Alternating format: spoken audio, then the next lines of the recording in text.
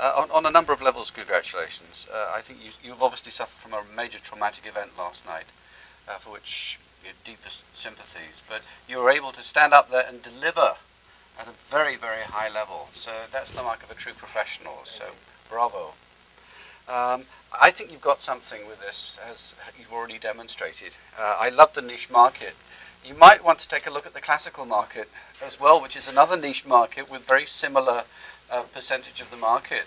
Lots of audiophiles there, and vinyl, as you rightly say, is the sound of vinyl is special. Yeah. You know? Because the whole of the music business now is turning against digital. Exactly. And you find that serious classical music collectors really are fed up with their CDs, because I can't remember the technical terms, but it compresses the sound, and you don't get the overtones, and it's not true to what a performer wants to produce. So there'll be a huge market for that, and people are frustrated that they can't go out and find product at the moment. So you might want to look at that in years to come. I'm delighted to hear about distribution. I think it has to be distribution and marketing. Those two together, I think, are surefire winners in all of this. So I'd like to see more on the marketing side from you. And an area which I think needs to be very, very carefully thought about is intellectual property.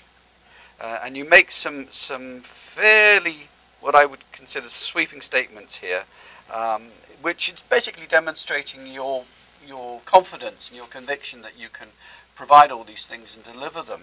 But intellectual property right it's up there with the problems in the Middle East.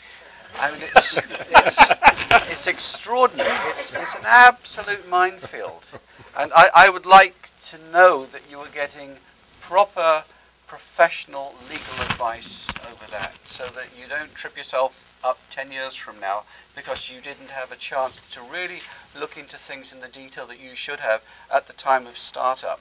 I think that's, and you could probably get some.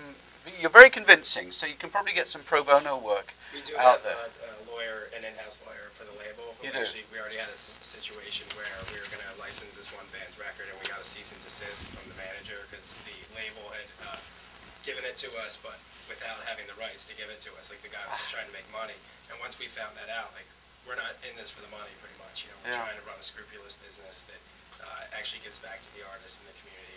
And once I found that out, we were like, we can't do this, but we had to consult the lawyer who really helped us. He has to pay the mechanical licenses, and I'm not sure if it's clear in your statement. That'll be a cost of production for you, right? Unless and if when you sign an artist, because you'll be pressing stuff into vinyl, you'll have to pay. That'll be a cost of production for you. And when you get the license from a record label, they have to have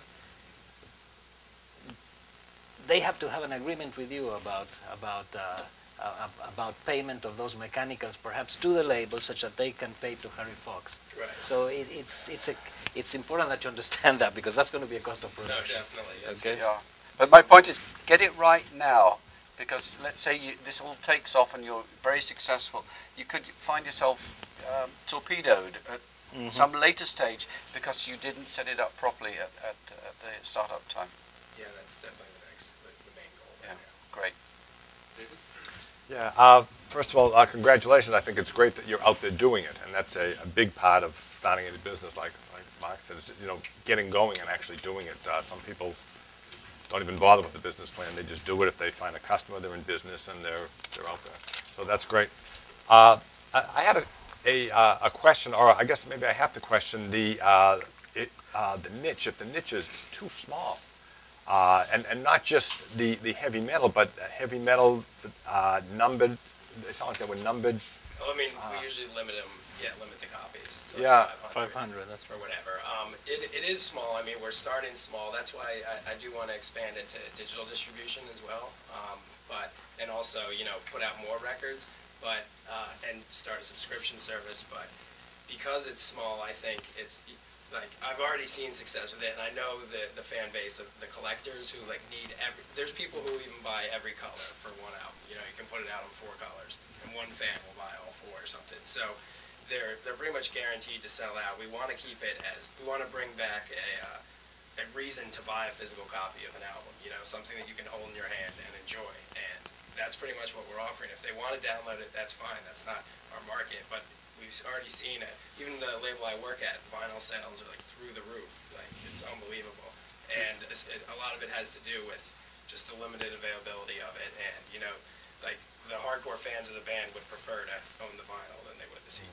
That's what we've seen thus far. And that's what we had them go on a vinyl only tour, and like you could only get the red copy if you went to the tour. Otherwise, like, we don't sell it to you. So something like that, you know, really increases the incentive, and these people attach a much greater value to the product as opposed to a CD or a digital file. Okay. Another issue that I had was looking at the projections, the 3 years. The dollars were, you know, just, you know, not there. There wasn't, you know, enough money, it looked like, for business in 3 years. That it sounds like if you're doing what you want to do and you're successful, is the money going to be there? You mean for our own investments or for like revenue? No, for revenue for the business. Okay. I mean, we definitely start making money, I believe, within the next year. But again, like, I'm not predicting too much of a profit to begin with. We're kind of trying to learn how to do this and build the brand is my main goal in the first few years, because by putting out artists who are already established and having their limited releases through our label, people are going to continue to come, you know, see what we're putting out in the future. I've already started doing that. So I think in time, once we sell out of all these releases, and once I actually have a job and can invest more money into it, because we have silent partners too who potentially want to work with us. So once we start to build a better brand, then I'm really going to start funneling more money into it. But right now, honestly, I just can't afford it. Yeah. Are you going to do picture discs where they have the picture of the artist? Yeah, I mean, that's definitely an option. We want to explore all styles of vinyl. There's so many different ways to manufacture it that definitely. Yeah, I had just a thought for you. If you develop your niche market and you go into classical, you could have a subsidiary called Cuddly Panda. That's for us. Yeah. With Dino Lupati. If you could, as an exercise, if you classic sit band. down with some people and start off with, to follow your point, $1 million in revenue for 1 year. What would it take to produce that $1 million in revenue? Not profit, but revenue. We'll worry about profit later. How many labels would you need? What is the average run of a label? Would you need multiple lines, which I think you would, including Cuddly Panda, and maybe one of us can be the face on the label. And then if it's a better quality product, which is news to me, then you should be charging a little bit more, one would reason, than what a CD sells for, because it's actually better quality for a niche product. Charge more. When you put all those things together, and even though you don't get there right away, what would it look like for you to have $1 million business? Because 5 years from now, you know, Tony's going to want to go back at you to raise funds. As an alum, we want you to be successful. So unless you model that out and have it in front of you, you don't want to get there by accident as opposed to design. I think that's a good idea. Would you recommend any sort of profession to sit down with and do that with? Like, or a professional? Well, we have many faculty or people here right on campus that would help a guy like you think that through. Sounds good.